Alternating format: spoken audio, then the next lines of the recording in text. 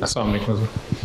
میرا سوال یہ ہے کہ جو ہمارے مسلمان کنٹریز ہیں اسپیشلی جو انڈر ڈیولپنگ کنٹریز ہیں ان میں جو حالات اتنے خراب ہیں اس میں کئی دفعہ ایسا بھی ہوتا ہے کہ بلاسٹ وغیرہ ہوتے ہیں جس طرح پاکستان بلاسٹ وغیرہ بھی ہوتے ہیں جس طرح پاکستان اور افغانستان میں ہوتے ہیں ہر جگہ ہوتے ہیں. جی تو سعودی عرب میں بھی ہو گیا تھا.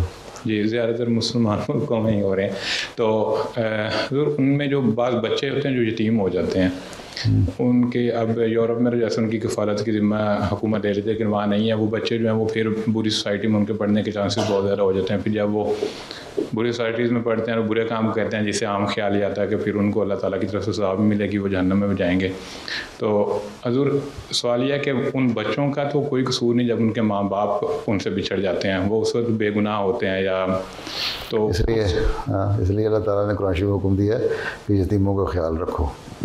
ٹھیک ہے, ان کو پوری سوسائٹی میں ڈالنے والے بھی گناہ گار ہوں گے اور ان کو سزا ملے گی. باقی اللہ تعالیٰ کی رحمت بڑی وسیع ہے. اگر جس بچے کا قصور نہیں ہے اس ماحول کی وجہ سے اللہ تعالیٰ ہو سکتا ہے. اللہ تعالیٰ نے کیا سلوک کرنا ہے ہمیں کہاں پتہ کہ 100% ضرور. میں نے ابھی مثال ہی دی ہے کہ ہر برا کام کرنے والا ضرور دوزخ میں جائے گا اور ہر ظاہری طور پہ جب ہمیں نیک لگتا ہے تو جنت میں جائے گا. یہ تو اللہ تعالیٰ نے فیصلہ کرنا ہے نا. باقی اللہ تعالیٰ کی رحمت ہے, اس کو وہ کر سکتی ہے. لیکن کتنے لوگ ہیں جو پوری سوسائٹی میں جاتے ہیں, اسی ماحول میں پڑھنے والے بچے پلنے والے بچے بہتر بھی نکلتے ہیں. ٹھیک ہے, اور خراب بھی ہوتے ہیں. اس ماحول میں جو یورپ میں رہنے والے ہیں اس میں جہاں سب کچھ سہولتیں میسر ہیں. اب کہتے ہیں جی یہاں یتیم خانے ہیں اور فرنیج بنے ہوئے ہیں اور ہم اچھا رکھتے ہیں, تو ان کے کون سے 100% بچے نیک کام کرنے والے ہیں؟ اگر نیکی کا معیار اللہ تعالیٰ کے حکموں پر عمل کرنا دیکھو جائے تو کہاں لکھا ہوا ہے کہ یہ سارے نیک ہیں؟ صرف پیسہ آنا تو نیکی نہیں ہے نا, روٹی مل جانا تو نیکی نہیں ہے نا. نہیں. ٹھیک ہے, ہاں یہ کہہ سکتے ہیں آپ کہ ویل آف. باقی سزا یا جزا دینا اللہ تعالیٰ کا کام ہے, اس کے بارے میں نہ ہم جانتے ہیں نہ ہم فیصلہ کر سکتے ہیں. اور اگر کسی کا قصور نہیں, اگر ماحول نے اس کو خراب کیا ہے تو پھر اللہ تعالیٰ رحمان ہے, اس کے بخشش کے سامان اگلے جہان میں کر سکتا ہے. وہ کس طرح کرے گا یہ اللہ بہتر جانتا ہے. اور یہ گارنٹی کون سی ہے یہاں آپ کی جو مثال دے رہے ہیں آپ کے جی یورپ میں ہم نے آرفنیج بنا دیا, یتیم خانوں میں پل بڑھ گئے اس لیے انہوں نے نہیں, ان کے اندر بھی تو چور ڈاکو چکے پیدا ہوتے ہیں نا ہیں, تو یا تو ہو نا یہاں نہ ہوں. اگر یہاں نہیں ہوتے سارے پیدا تو انہوں نے قانون کیوں بنائے ہوئے ہیں ایسے ہیں؟ یہ قانون بنانے کا مقصد یہ ہے کہ برائیاں ہیں. ٹھیک ہے, دوسرے یہ کہ ان کی نظر میں برائیاں جو ہیں ان کا معیار اور اللہ تعالیٰ کی نظر میں جو برائیاں ہیں ان کا معیار مختلف ہے. ٹھیک, ہاں اللہ تعالیٰ نے یہ حکم ضرور دیا ہے یہ تو کہ تمہارے یتیم جو ہیں ان کو سنبھالو پالو. جنگوں کی وجہ سے یا برائیوں کی وجہ سے جو مر جاتے ہیں یا لوگ ہو جاتے ہیں, یتیم ہو جاتے ہیں بچے, اس لیے اسلام میں حکم تھا شادیوں کا بھی زیادہ. اس زمانے میں جنگیں ہوتی تھیں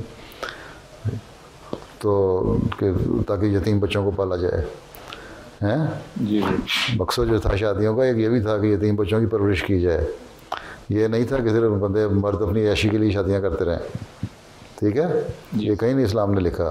اسلام نے بعض قوانین رکھے ہیں, ان شرائط رکھی ہیں, ان شرائط کے اندر رہ کے شادی کی اجازت ہے. ہر ایک کو نہیں 4 شادیاں کرنے کی اجازت. آپ لوگ کھڑے ہو جائیں گے میں یہاں مسلمان ہوں تو 4 شادیاں کر لوں, اور قانون بڑا خراب ہے ملک کا, مجھے 4 شادیاں نہیں کرنے دیتا. آپ کا مقصد ہی پورا ہونا چاہیے 4 شادیوں کا, کوئی وجہ ہونی چاہیے. ٹھیک, اور قرآن کریم میں بار بار تلقین دی ہے. اللہ تعالیٰ نے کہا ہے کہ وہ لوگ جو یتیم کی پرورش نہیں کرتے, اس کا خیال نہیں رکھتے, ان کو میں جہنم میں ڈالوں گا. یتیم کو تو بات کی نہیں اللہ تعالیٰ نے کہ جہنم میں جائے گا. وہ کیا ہوگا اس کا, وہ تو بات ہے نا. جو یتیم خراب ہوتا ہے وہ اس کو خراب کرنے کا جو وجہ بننے والا ہے وہ جہنم میں جائے گا. میں تو یہی پتہ ہے. جی ہاں جی ٹھیک ہے, تو آپ نے پہلے جہنم میں لے گئے کہ اپنے پاس ہی. عام خیال یہ ہے ہمارا کہ جو برے کام کرتا ہے اس کو اللہ تعالیٰ سے سزا ملے گی. تو سزا ملتی ہے. سزا اللہ تعالیٰ کا رحمانیت بھی تو بڑی وسیع ہے نا. جی اور اس رحمانیت میں اللہ تعالیٰ نے اگر کسی کو سزا دیتا ہے تو کم یا زیادہ, اور دوزخ میں جسے جو انتہائی شرک کرنے والا ہے اللہ تعالیٰ نے کہا میں اس کو نہیں بخشوں گا، مشرک کو ہیں۔ دوسری جگہ کہا کہ ایک وقت ایسا آئے گا جب جہنم بالکل خالی ہو جائے گی، جی ٹھیک ہے، اس کا مطلب وہی بخشا جائے گا، جنت کے مزے سارے لے لیں گے۔ تو تھوڑی بہت سزا اپنے کیے کی انسان کرتا ہے وہ پاتا ہے، باقی حکومت کا کام ہے اور اس ماحول کا کام ہے، اس لوگوں کا کام ہے ان کو سنبھالیں۔ اگر وہ نہیں سنبھالتے تو ان کے پاس تو عذر ہے، کہتے ہیں کہ جی ہمیں سنبھالنے والا کوئی نہیں تھا، اللہ تعالیٰ تو ان کا عذر مان لے شاید۔ جنہوں نے نہیں پالا ان کا عذر نہیں مانا جائے گا، ان وہ ضرور جہنم میں جائیں گے، یہ مجھے پتہ ہے، لگتا ہے بظاہر اللہ تعالیٰ کی باتوں سے، پتہ تو ہم کسی کا بھی نہیں کہہ سکتے لیکن بظاہر ہاں ٹھیک ہے نا۔ ہاں اس لیے جتنی تلقین قرآن شریف کو بار بار پڑھو، قرآن شریف میں بہت تلقین کی ہے یتیم کو پالنے کے بارے میں۔ جی